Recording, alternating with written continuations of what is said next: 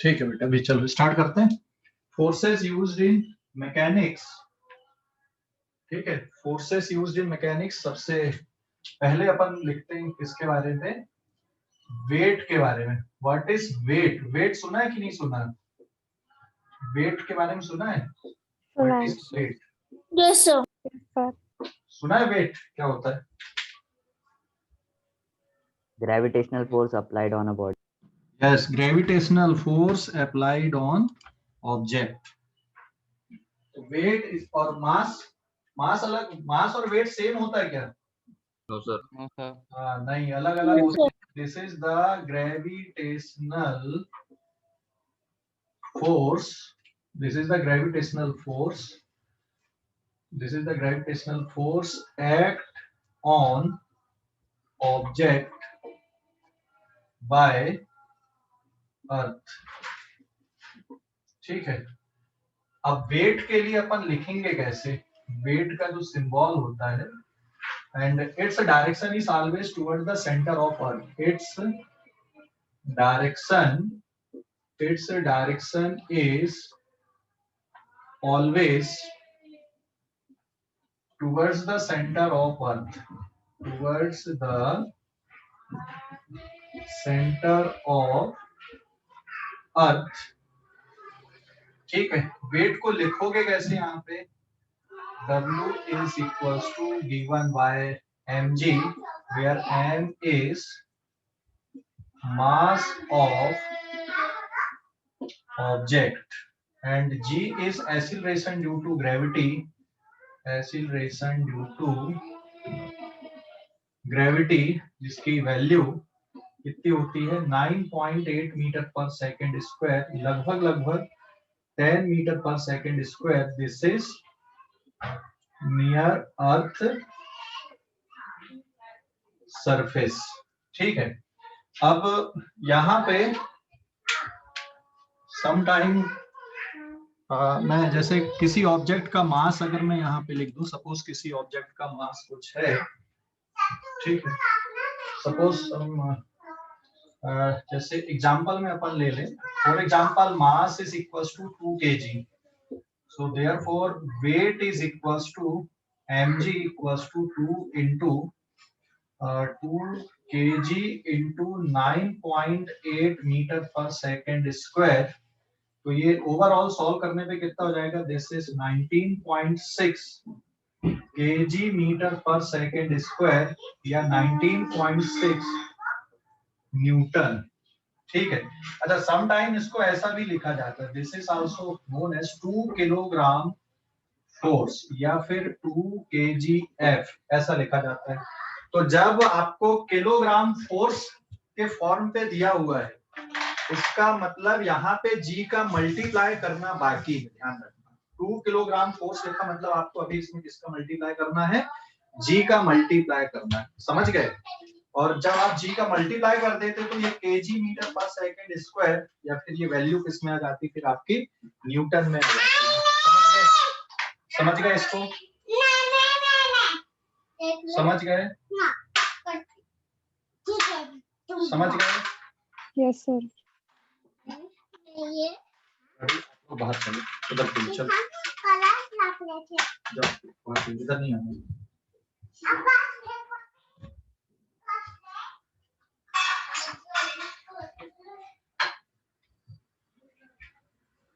ठीक है, समझ गए इतना? हेलो, वेट के बारे में समझ गए? Yes sir. ओके, अब वेट को अपन लगाएंगे कैसे ऑब्जेक्ट पे, उसका डायरेक्शन कैसे लेना? जल्दी से इस पेज का स्क्रीनशॉट लो आप लोग। इस पेज का स्क्रीनशॉट लो बेटा, इस पेज का स्क्रीनशॉट ले लो। हो गया सर। ओके, पेज नंबर 2 है बा।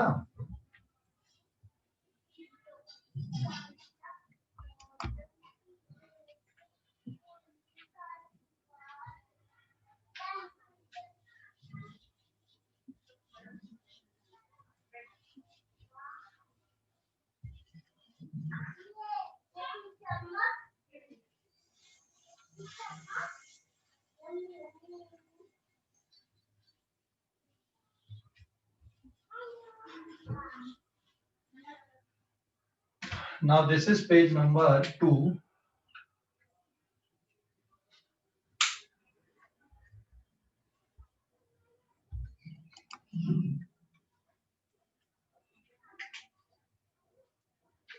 Page number 2।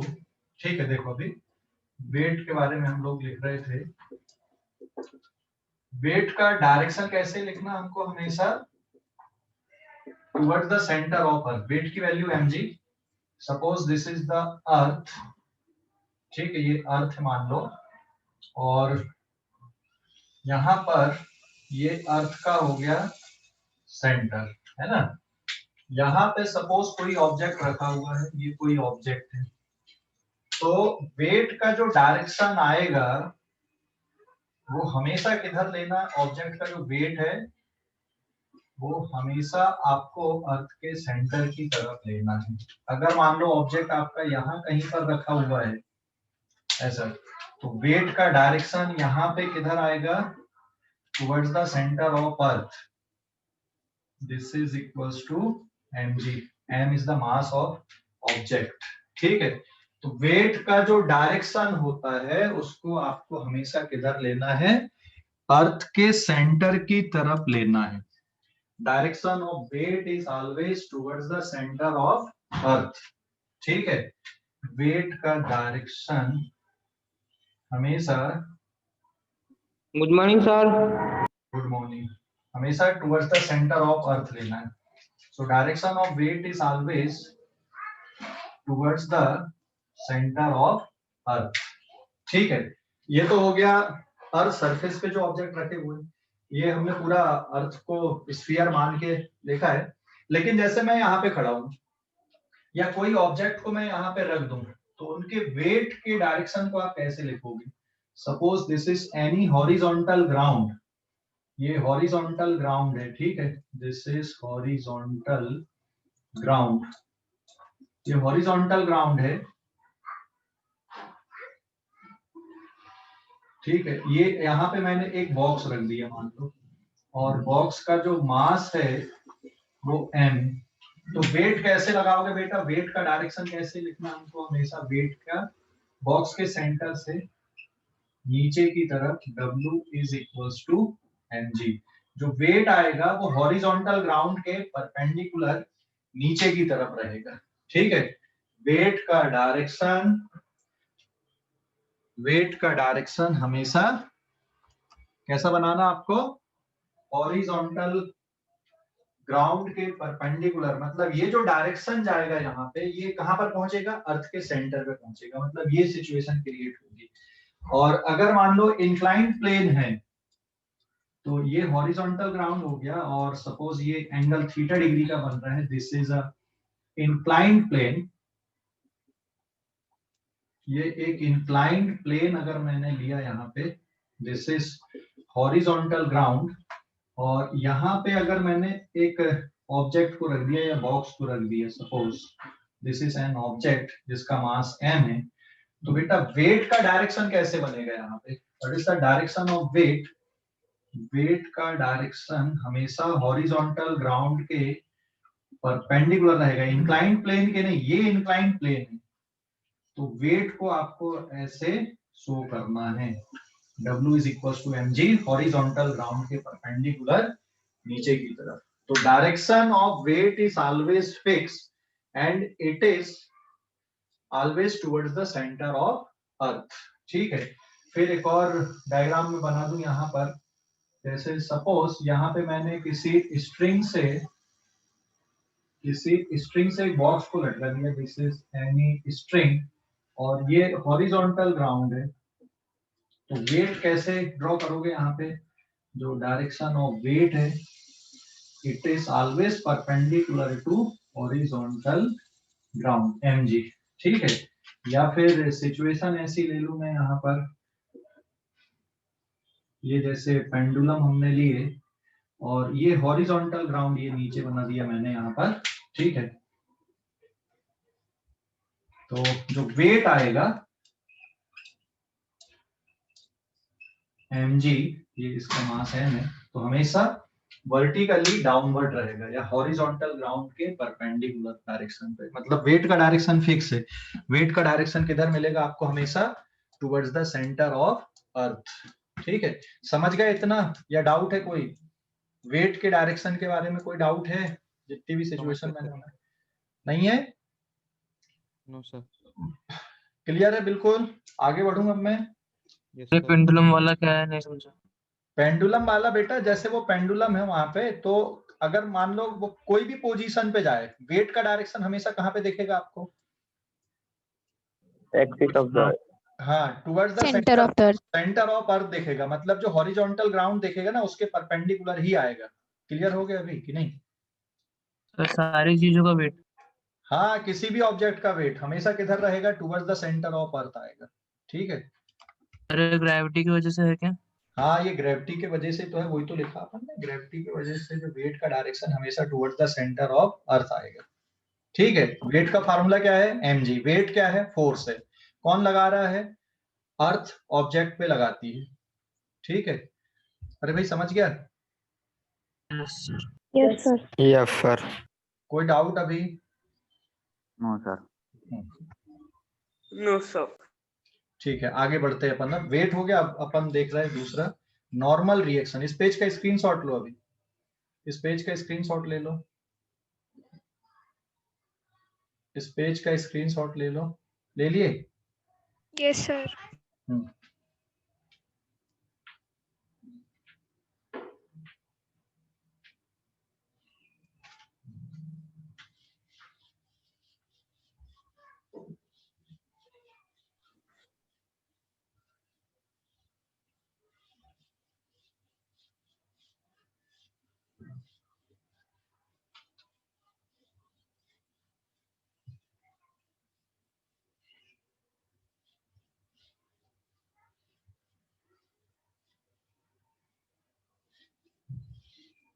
Now this is page number 3.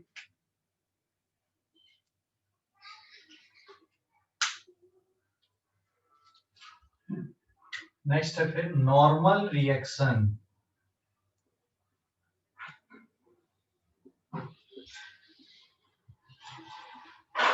Normal reaction, it is denoted by n।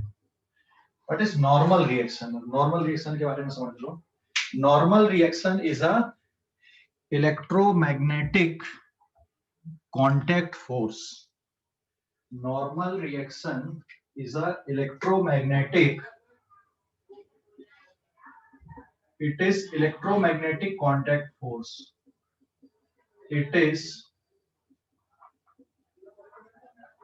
electromagnetic contact force, electromagnetic contact force। फिर आगे लिखेंगे this force appear when two surface are in contact. Its direction is perpendicular to contact surface। इसका direction contact surface के perpendicular आएगा। It is electromagnetic contact force. This force appear when two surface are in contact. Its direction is perpendicular to contact surface। ठीक है? अब आगे आएगा इसमें, if contact is broken, then this force disappear,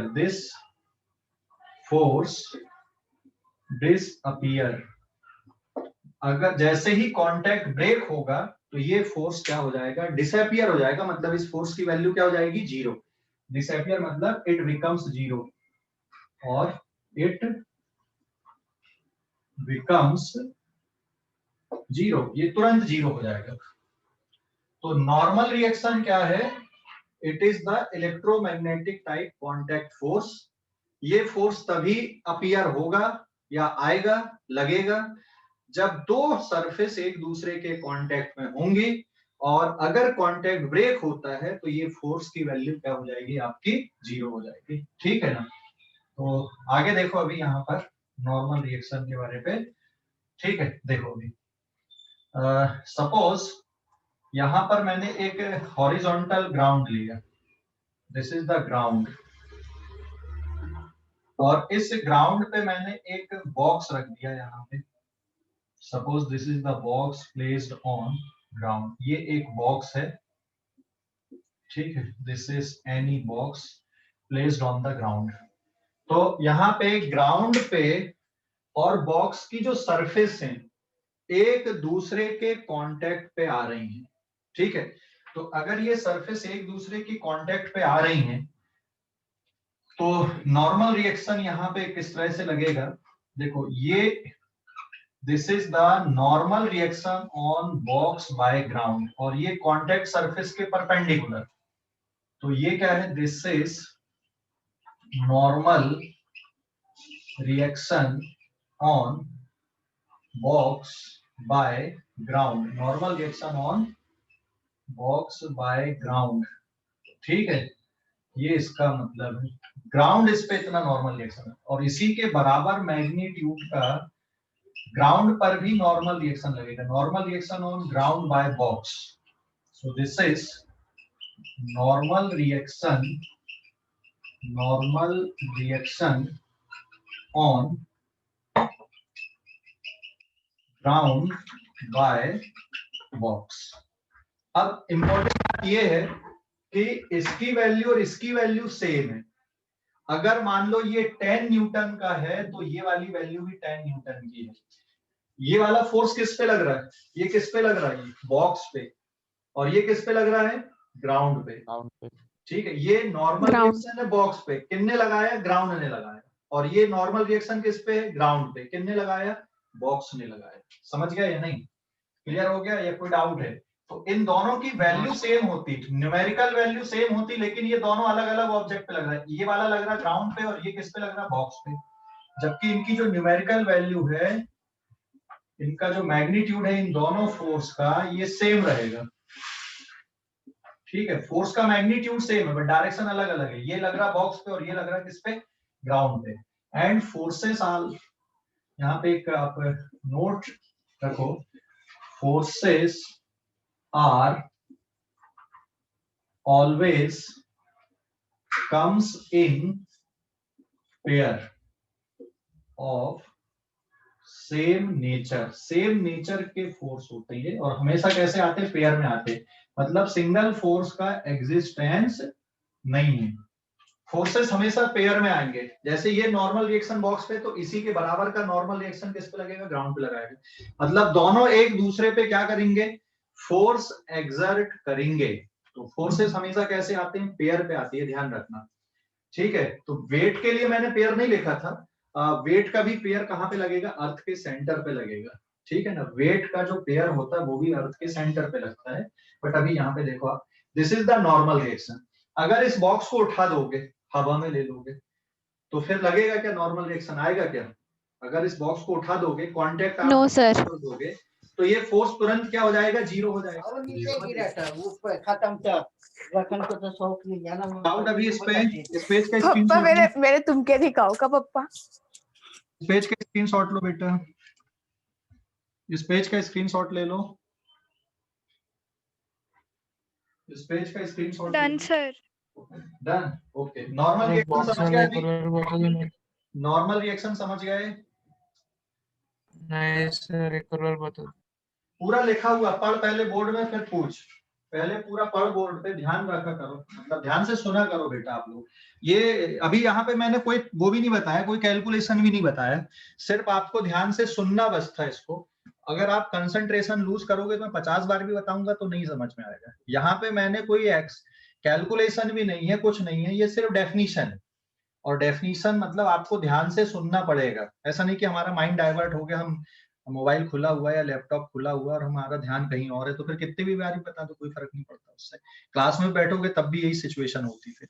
तो पढ़ो बोर्ड में और फिर कोई डाउट है तो पूछो। अभी दोनों सरफेस एक दूसरे पे फोर्स लगाएंगे, उस और जो फोर्स का डायरेक्शन परपेंडिकुलर है, इस फोर्स को क्या बोलेंगे अपन, नॉर्मल रिएक्शन बोलेंगे। कौन सा फोर्स है, ये इलेक्ट्रोमैग्नेटिक है, ठीक है। और ये फोर्स तभी तक रहेगा जब तक सरफेस कांटेक्ट पे रहेंगे, कांटेक्ट अगर ब्रेक हुआ तो ये फोर्स डिसअपीयर हो जाएगा। समझ गए? सर समझिए। Okay.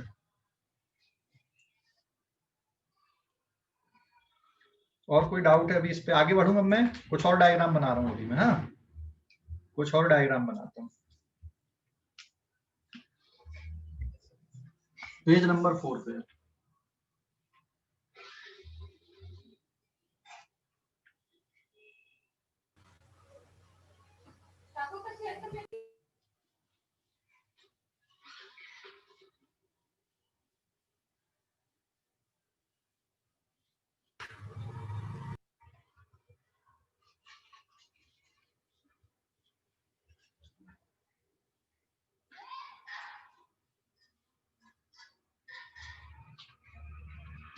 Now this is page number 4. देखो पेज नंबर 4 पे नॉर्मल रिएक्शन के लिए कुछ और एग्जांपल अपन ले रहे हैं।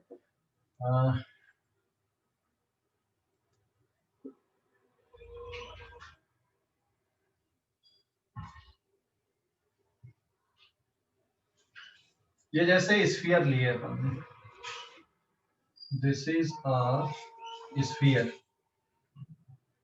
ये एक सरफेस हो गया यहाँ पे, this surface is P and this surface is Q। तो देयर आर टू सरफेस और ये एंगल मान लो थीटा डिग्री का है यहाँ पे, ठीक है। ये एक स्फीयर है, ये सरफेस P, ये सरफेस Q। स्फीयर की कितनी सरफेस कांटेक्ट पे आ रही है? कहाँ कहाँ पे? दो जगह पे, एक यहाँ पर और एक यहाँ पर, है ना? दो जगह पे कांटेक्ट पे आ रहा है, मतलब स्फीयर पे दो जगह पर नॉर्मल रिएक्शन लगेगा। और स्फीयर की एक प्रॉपर्टी होती है, पता है कि नहीं? उसके सेंटर से अगर यहाँ ड्रॉ करोगे तो ये हमेशा इस सरफेस के परपेंडिकुलर आएगा।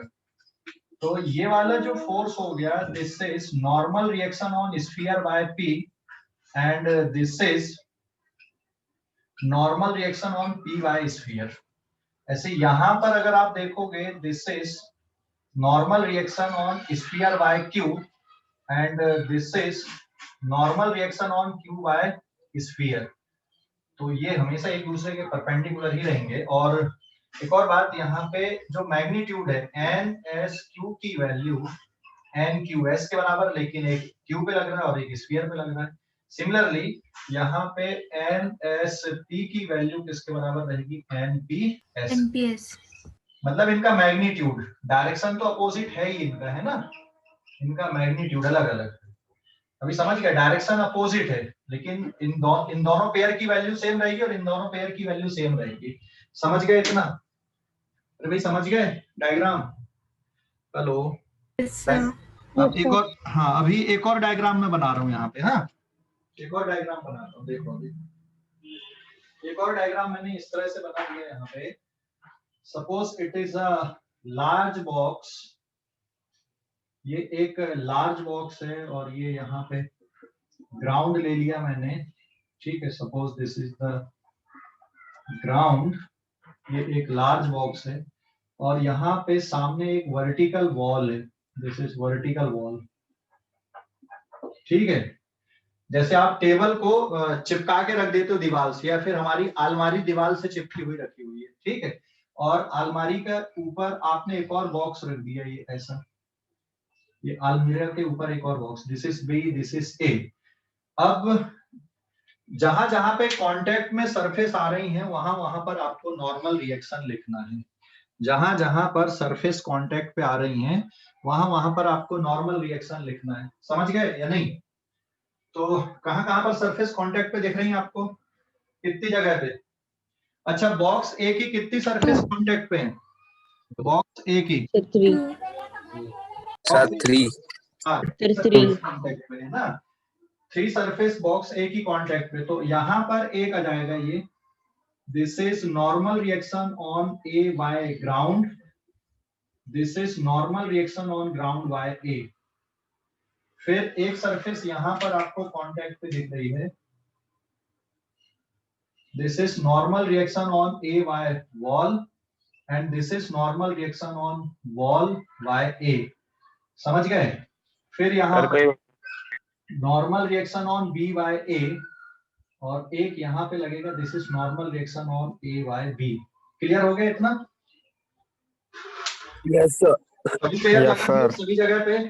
अच्छा ये बताओ मुझे, बॉक्स ए पर कौन कौन से नॉर्मल रिएक्शन लग रहे हैं? बॉक्स ए पर NAB, NAW, AW NAG। NAG समझ गए या नहीं? अरे भाई समझ गए? एक और बता दो ना, नेटवर्क इशू था मेरा। yes sir ओके, अब एक क्वेश्चन मैं यहाँ पे बना दे रहा हूँ, इस पे बताना है आपको। जैसे यहाँ पर मैंने एक क्वेश्चन ले लिया, ठीक है। क्वेश्चन है find normal reaction on box. Situation ऐसी दी है, ये ग्राउंड हो गया आपका अभी, ठीक है, और ये बॉक्स यहाँ पे हवा में है, हवा में उछला हुआ है, यहाँ पे कांटेक्ट पे नहीं है surface, this is the box, ठीक है। कितना आएगा बताओ normal reaction? What is the answer? Zero zero 0 answer is zero. Zero. समझ गए? हाँ, क्योंकि कांटेक्ट पे नहीं है वो सरफेस, और कांटेक्ट पे नहीं है तो नॉर्मल रिएक्शन की वैल्यू कितनी हो जाएगी? जीरो हो जाएगी। समझ गए? समझ गए? और ये जो दो yes डायग्राम sir है वो वापस बता दो या ना, सर नेटवर्क प्रॉब्लम। बेटा हेलो, और ये जो दो डायग्राम है वापस बता दो ना, मेरा नेटवर्क प्रॉब्लम। तो बॉक्स ए पर कौन कौन से फोर्स दिख रहे हैं आपको? बॉक्स ए पर कौन कौन से फोर्स दिख रहे हैं? देखो बॉक्स ए पर NAB, NAW और NAG है ना। तो नॉर्मल रिएक्शन समझ गए, जहां पर भी सरफेस कांटेक्ट पे आएंगे वहां पे नॉर्मल रिएक्शन लगेगा, ठीक है। अब आगे बढ़ते हैं अपन। अब आप आसपास में सराउंडिंग में ऐसी बहुत सारी जगह देख सकते हो आपके पास, जैसे आप जिस चेयर पे बैठे हो, चेयर पे बताओ कौन कौन से नॉर्मल रिएक्शन लग रहा है चेयर पे? अगर आप चेयर पे बैठ के पढ़ाई कर रहे हो, एक ग्राउंड का लगेगा ना, सर टू चेयर के चारों लेग पे अलग अलग आएगा ना टू। चेयर के चारों लेग पे 4 नॉर्मल आ जाएंगे, yes sir है ना। 6 ओके, उसके बाद फिर तुम बैठे हुए हो चेयर के ऊपर, तो तुम्हारी बॉडी का नॉर्मल रिएक्शन हो गया चेयर पे, है ना। और अगर yes sir अगर मान लो टिक कर बैठे हो पीछे चेयर पे, तो तुम्हारी पीठ का भी नॉर्मल रिएक्शन लगेगा चेयर पे। समझ गए या नहीं? yes sir तो ये नॉर्मल रिएक्शन हो गया। अभी अब आते अपन अगले उस पे, that is tension force on string, page number 5। Tension force on string. Sir sir हाँ बोलो। अगर कोई ऑब्जेक्ट मूविंग होगा तो? मूविंग होगा तब भी लगेगा ना बेटा नॉर्मल। नॉर्मल देखो लगेगा ही अगर सरफेस कांटेक्ट पे है तो। मैंने यहाँ पे कुछ बोला ही नहीं कि रेस्ट पे है या मूविंग है ना, ऐसा तो कुछ लिखा ही नहीं मैंने। बस क्या चीज जरूरी होना चाहिए? कांटेक्ट पे होना जरूरी होना चाहिए, ठीक है। जैसे अगर आप साइकिलिंग कर रहे हो, अगर आप साइकिल चला रहे हो तो दोनों पहिए पे नॉर्मल आएगा, ठीक है। खड़ी भी हुई है तब भी नॉर्मल लगेगा, और चला रहा है तब भी नॉर्मल लगेगा। समझ गए? हेलो, अरे समझ गए या नहीं? Yes sir.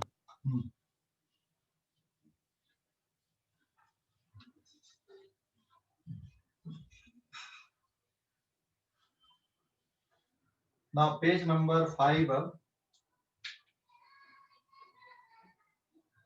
देखो, पेज नंबर 5 अब इस पे आएगा आगे, tension force on string.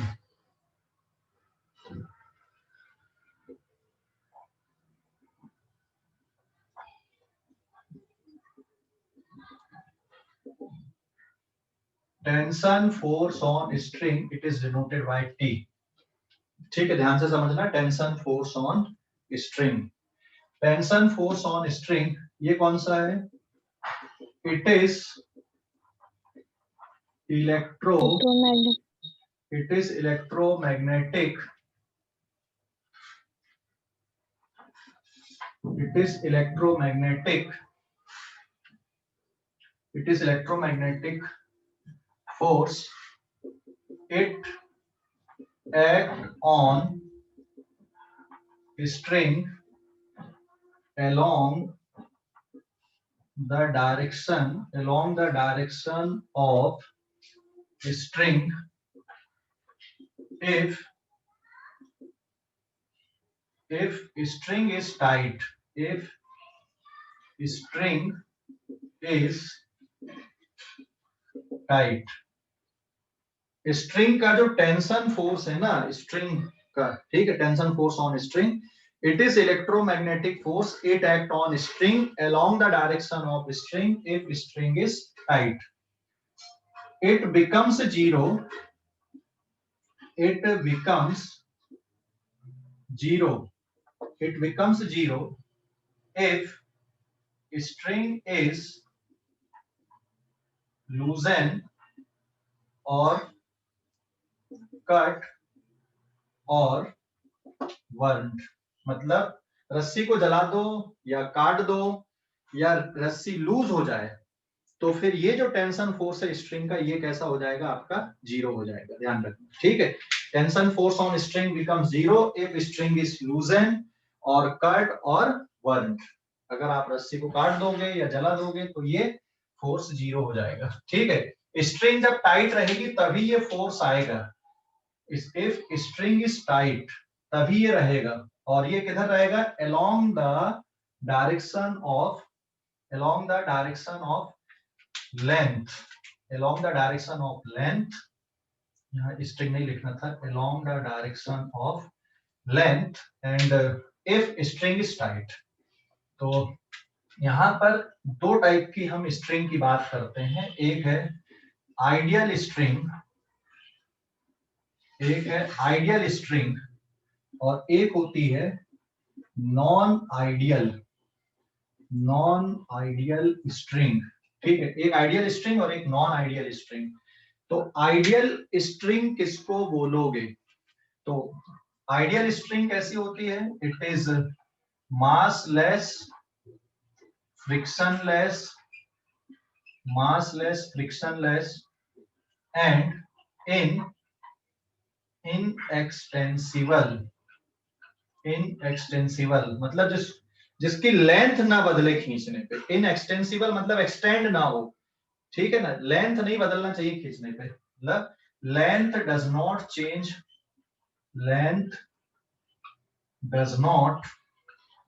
Change, length ना बदले, ठीक है।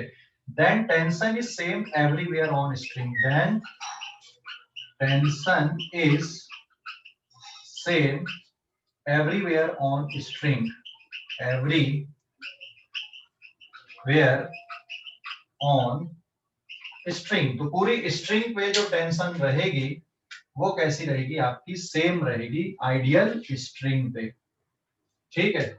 स्ट्रिंग पे हर एक जगह पे टेंशन सेम आएगी आइडियल स्ट्रिंग पे, और नॉन आइडियल स्ट्रिंग मतलब ये कंडीशन सेटिस्फाई नहीं करेगी। Non ideal string tension is different at different point, tension is different at different point, अलग अलग जगह पे टेंशन फोर्स की वैल्यू क्या होगी, अलग अलग होगी, ठीक है। तो this is about the tension force on string. अब इस पेज का आप लोग स्क्रीनशॉट ले लें, इस पेज का स्क्रीनशॉट लो बेटा,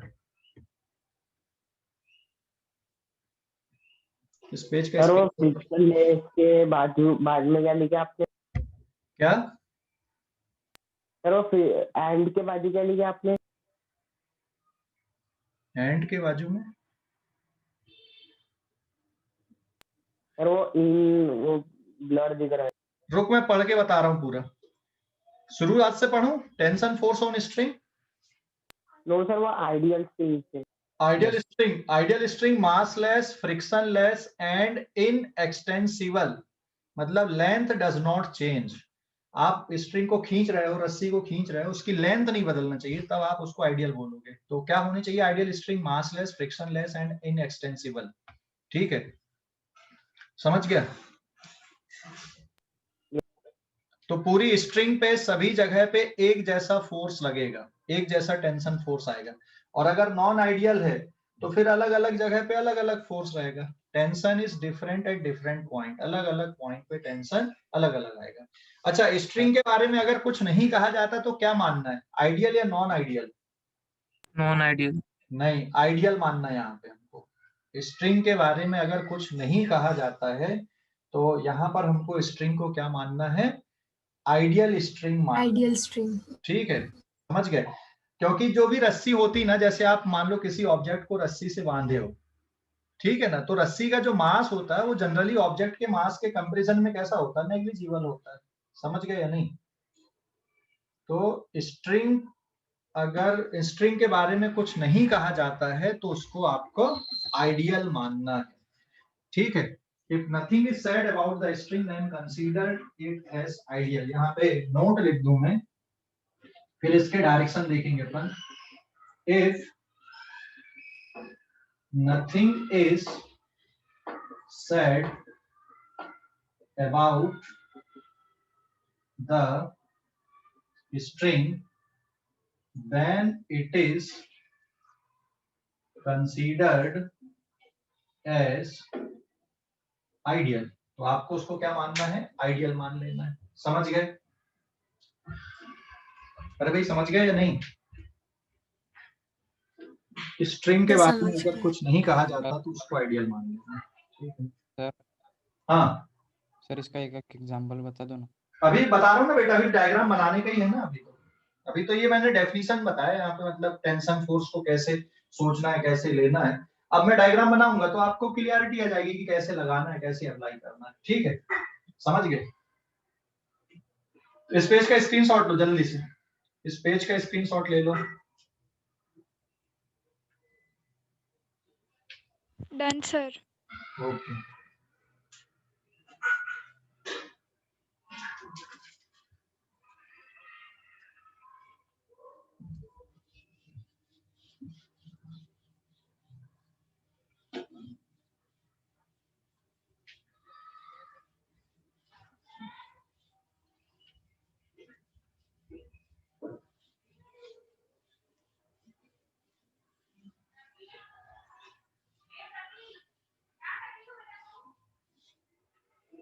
now this is page number 6।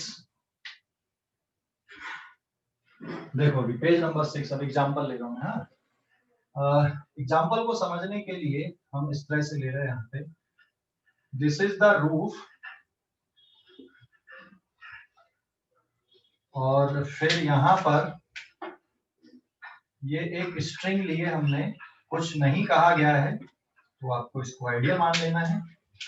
और यहाँ पर एक बॉक्स हमने बांध दिए स्ट्रिंग से, मतलब लपेट दिए, बांध दिए। जैसे रस्सी का काम क्या होता है, रस्सी का काम क्या होता है, समझ गए ना? किसी ऑब्जेक्ट को बांधना, अटैच करना, कनेक्ट करना, दो ऑब्जेक्ट को कनेक्ट करना। जैसे छत से हमने ऑब्जेक्ट को कनेक्ट कर दिया बाय स्ट्रिंग, तो रस्सी का काम ही ये होता है ना? अरे समझ गए? Yes sir. हाँ, तो यहाँ पे हमने एक बॉक्स को इस रस्सी से बांध दिया है। तो ये वाला एंड ए है और ये वाला एंड बी है स्ट्रिंग का। एक एंड छत से टच है, इसको हम ब्रेक करते हैं। फोर्स कैसे लग रहा है बताओ जरा। बॉक्स को रस्सी किस डायरेक्शन में फोर्स लगा रही, रस्सी बॉक्स को क्या कर रही, किस डायरेक्शन पे बॉक्स में फोर्स आ रहा रस्सी के कारण? ग्राउंड। हाँ, ग्राउंड, इधर नीचे की तरफ। देख, बॉक्स रस्सी को नीचे खींच रहा है और रस्सी बॉक्स को क्या करके रख रही है, ऊपर खींच के रख रही है। रस्सी। हाँ, तो अभी देखो जो फोर्सेस के डायरेक्शन है, अब ये यहाँ पे बहुत इंपॉर्टेंट पॉइंट आ रहा है, ध्यान देना। मैं इसको ना ये वाली सिचुएशन को ब्रेक कर रहा हूँ यहाँ पे। दिस सिचुएशन इज ब्रोकन, ये इस तरह से। ये एंड ए है और ये एंड बी है। दिस इज द स्ट्रिंग, और यहाँ पर मैंने नीचे अभी ये बॉक्स बना दिया। ठीक है, अभी देखो ये वाले एंड पे, यहाँ पे रस्सी को box, this is the tension force on A by B, sorry box, ये क्यों लिखना पड़ेगा क्या, 1 मिनट। ये वाले एंड को आप P ले लो, ये वाले एंड को आप Q ले लो। This end is Q and this is the roof, this end is P। ठीक है, तो ये P एंड पे, this is the tension force on P end, by box and this is the box here, या फिर tension force, अब string ये है ही यहाँ पे, तो ये रस्सी को बॉक्स नीचे खींच रहा और बॉक्स को रस्सी ऊपर की तरफ खींच रही है ना। So this is the tension force on box by P end. ऐसे यहां पर देखोगे, this is the tension force on Q by roof and this is the tension force on roof by Q. समझ गए अभी कि नहीं फोर्सेस कैसे लग रहे हैं? अरे समझ गए? ये किस पे लग रहा है? बॉक्स पे। किसने लगाया? स्ट्रिंग पे, स्ट्रिंग ने लगाया ये वाले पे। ये जो फोर्स देखो मैंने, ये फोर्स किस पे लग रहा है? स्ट्रिंग पे, स्ट्रिंग के पी एंड पे। किसने लगाया? बॉक्स में। यहां पर ये वाला फोर्स किस पे लग रहा है? स्ट्रिंग पे क्यू एंड पे। किसने लगाया? छत ने। छत रस्सी को ऊपर खींच के रख रही है और छत को रस्सी क्या कर रही है? नीचे खींच रही है। समझ गए या नहीं? अरे समझ गए?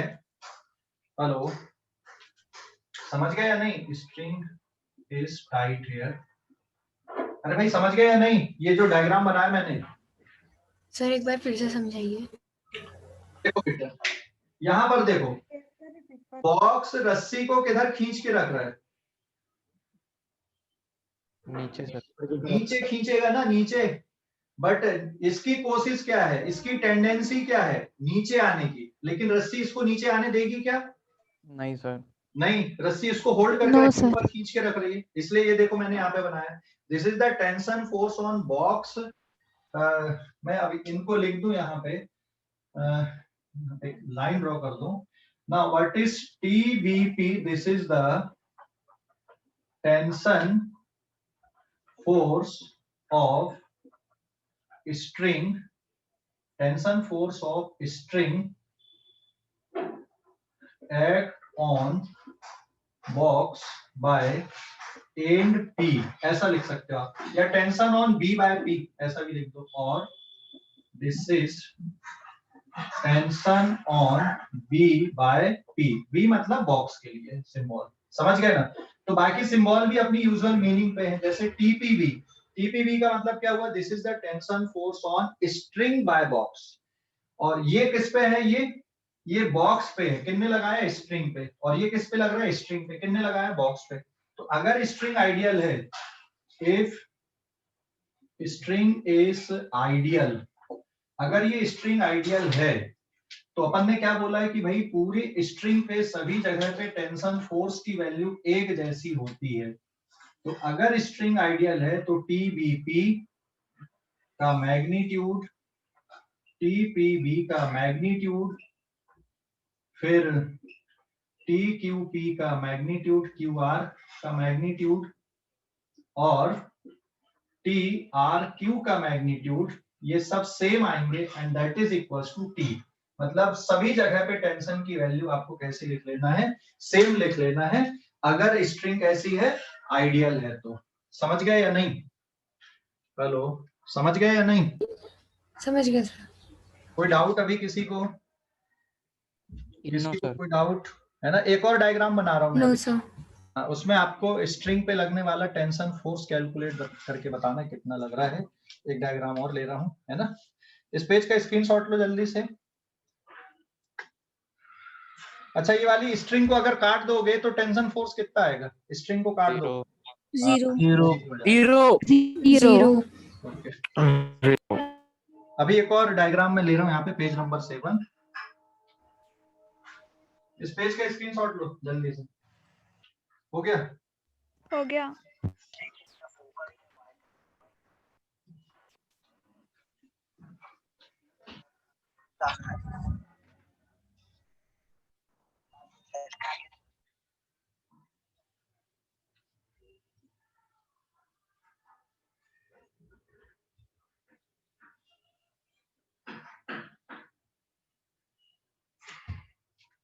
Now this is page number 7.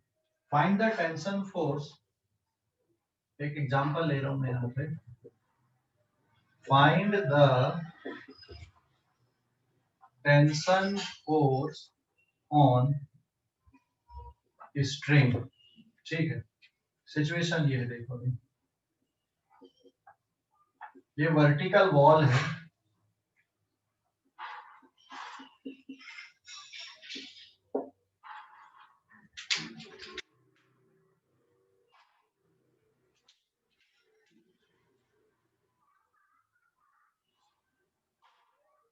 ये जो पर्सन है ना, this person is pull the string by 15 Newton. ये जो पर्सन है इस रस्सी को कितने न्यूटन से खींच रहा है? 15 न्यूटन से खींच रहा है। समझ गए? अरे भाई समझ गए? पर्सन रस्सी को कितने न्यूटन से खींच रहा है? 15 न्यूटन। तो रस्सी पे कितना टेंशन फोर्स आएगा? दूसरा डायग्राम, ये फर्स्ट डायग्राम 15 न्यूटन। कितने न्यूटन का? 15 न्यूटन सर। हाँ 15। 15। This is the vertical wall and this is the ground.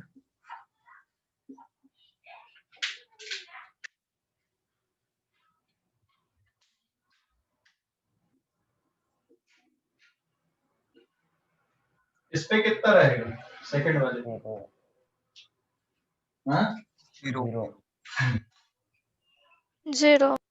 This is string, this is string. तो यहाँ पे स्ट्रिंग पे देखो, अगर मैं सिर्फ स्ट्रिंग का डायग्राम बनाऊं तो स्ट्रिंग का जो डायग्राम है वो इस तरह से आएगा, है ना। रस्सी को ये पर्सन इधर पे खींच रहा है, तो this is the tension force on string by person equals to कितना न्यूटन रहेगा? 15 न्यूटन। और ये दीवार से अटैच है यहाँ पे, this is the tension force on string by wall, और ये भी कितने न्यूटन रहेगा? 15 न्यूटन। तो ये जो पर्सन है ना, ये रस्सी को इधर खींच रहा है और रस्सी पर्सन को इधर खींचेगी, आया ना। Yes sir. दीवार, यस सर। ये रस्सी दीवार से बांध दिया आपने, रस्सी दीवार को इधर खींच के रख रही है, तो दीवार रस्सी को किधर खींचेगी? इस साइड पे। ये देखो यहाँ पे, ये TSW का मतलब क्या है? This is the tension force on string by wall. By wall.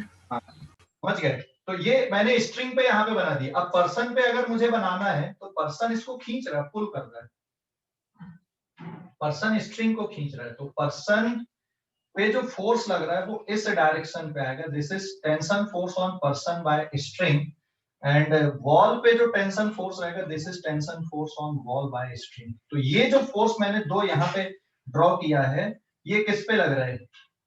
ये किस पे? ये पर्सन पे, स्ट्रिंग के कारण। और ये यहाँ पे मैंने स्ट्रिंग के लिए अलग से बना दिया। समझ गए या नहीं? हेलो रवि, समझ गए? Yes sir. Yes sir.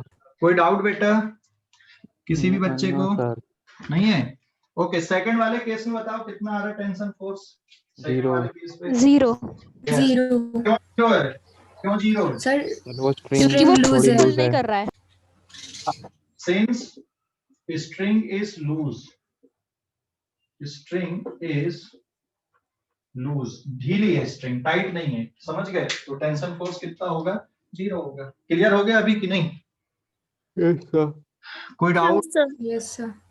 एक बार फर्स्ट वाला बता दो। क्या बेटा? नो सर, कोई डाउट नहीं। बस बताओ सर।